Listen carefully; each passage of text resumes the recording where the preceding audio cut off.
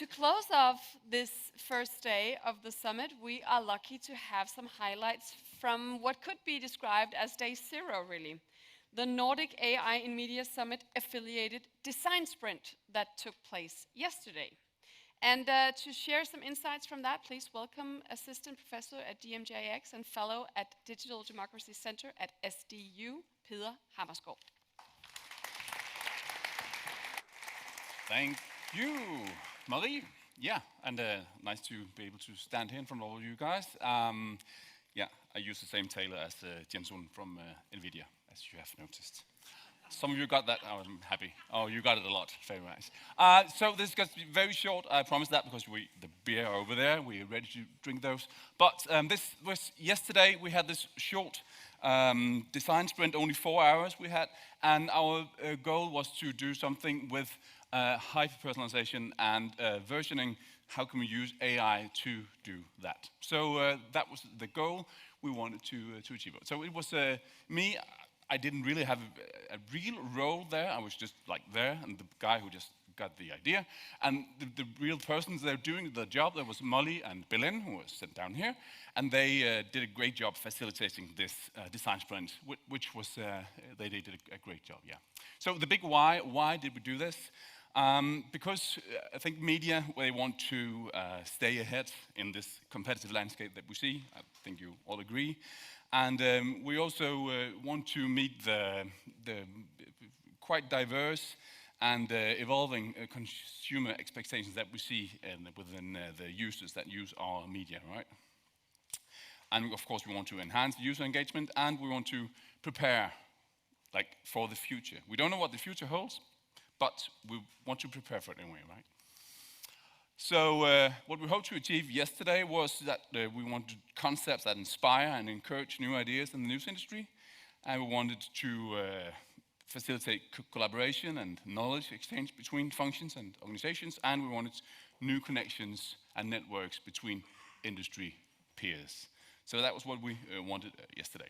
And these were I tried to do some definitions of what are these words, because it's like buzzwords and yeah. So I've coined it this way. So hyper-personalization, the practice of creating tailored content and confirmation that is focused on individual users, leveraging their data and behavior to ensure relevance and engagement. That's on an individual level, right? And then content versioning, generating variants of content tailored to the diverse preference and context of different audience segments. Yeah, so that's segment, right? So just to make sure that the people in the room knew what we were talking about. And then I showed them some examples. I'm just going to show them to you here as well, because there are some good examples of how the media are doing this and are starting to do this. We saw Financial Times, which probably you all heard of. They're starting to, they put all their content in like their own bot, and their paying users can use that to talk to and interact with their content. And Yahoo, they bought Artifact. I remember last year, David Caswell on this stage, he talked us about Artifact, which is fascinating. And I thought, oh yes, of course, this is the future of media. And then they stopped being there. They sent out this note, oh, we're stopping. Oh, why? Well, because they didn't really find any customers, right? It was quite hard for them to find customers.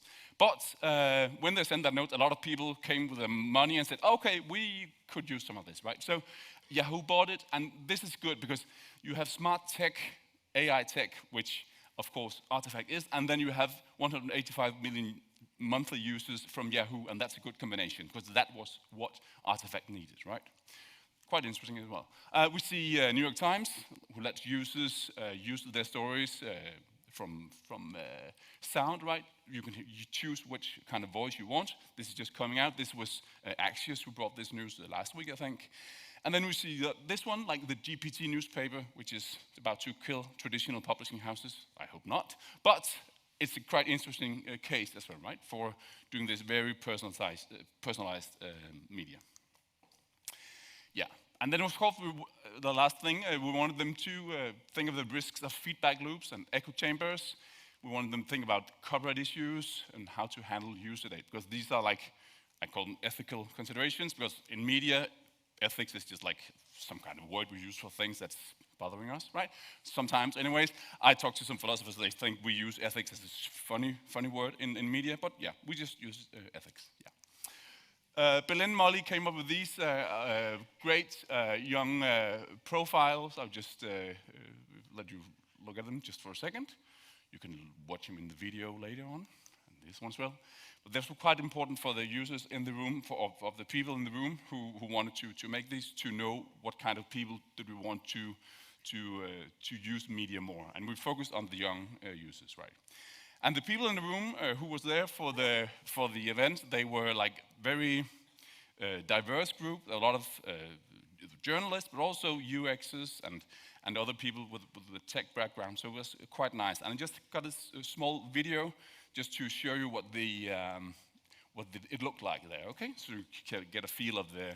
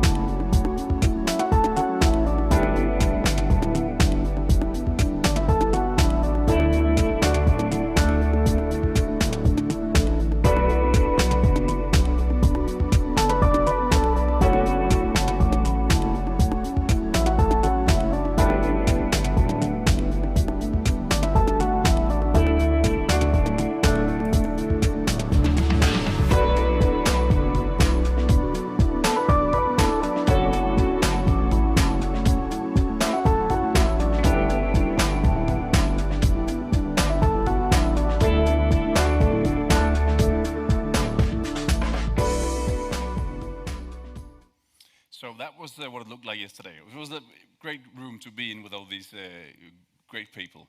And just to share the three results that we got. We got three prototypes, and here's a disclaimer: we don't have any great business cases yet for this. Okay, so please, if you have any money, just give it to us, and we will do this. Okay. The first one is called In a Pinch.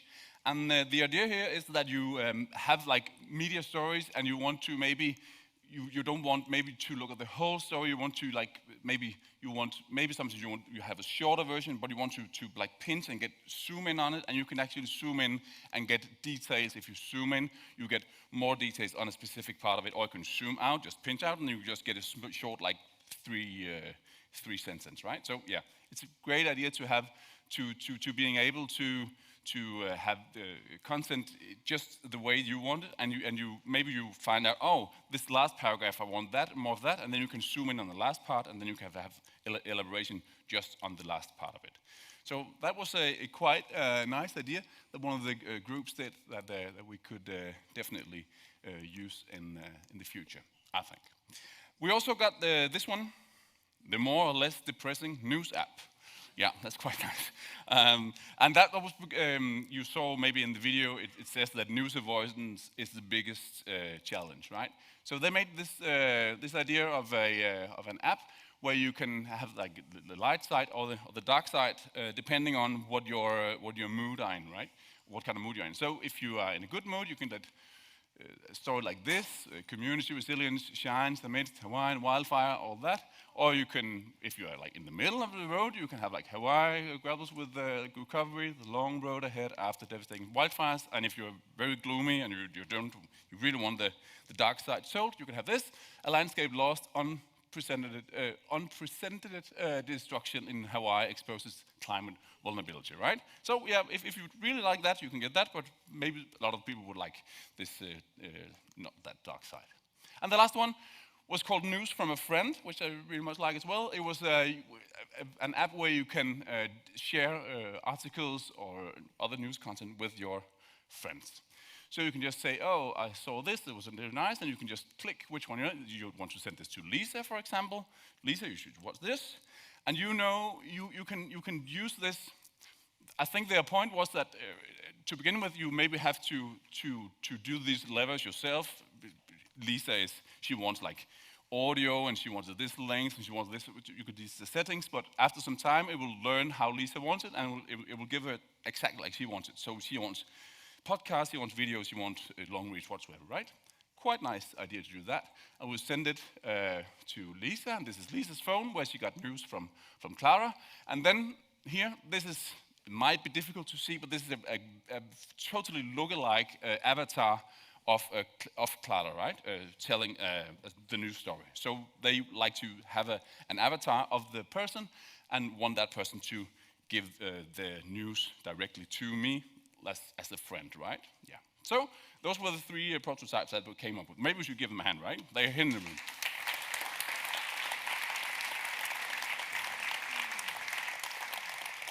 Yeah, and a very big thanks for those guys for joining. That was a lot of fun, and I won't waste any chance to talk about this new podcast that you can listen to if you can understand Danish or find an AI that can translate from Danish to your language. That's a new one we just sent out a couple of weeks ago. We started doing it. Maskinrum AI i mediebranchen. You should listen to that. It's me and my colleague Andreas from the Danish School of Media and Journalism who makes that.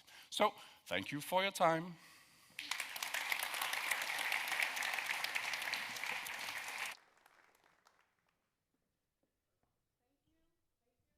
Hammerskov for a great summary of the design sprints. And so we're off. Day one just flew by, I think, to me at least. I hope you have already gained new inspiration and that you're ready for a serious amount of amazing AI and media-related sessions tomorrow, when we dive into the ethics, the legalities, and practical applications. But now it's time to digest all of today's insights and discuss them among each other.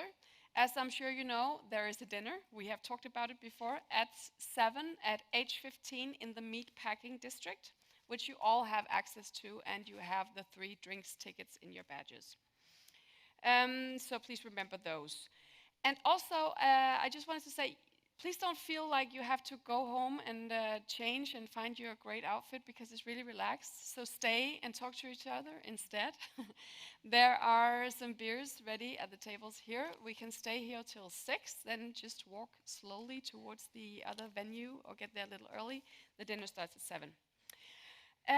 Tomorrow we open the doors at 8:30. There will be a light breakfast, and a little after 9 the program starts with an AI reality check by Ezra Eman.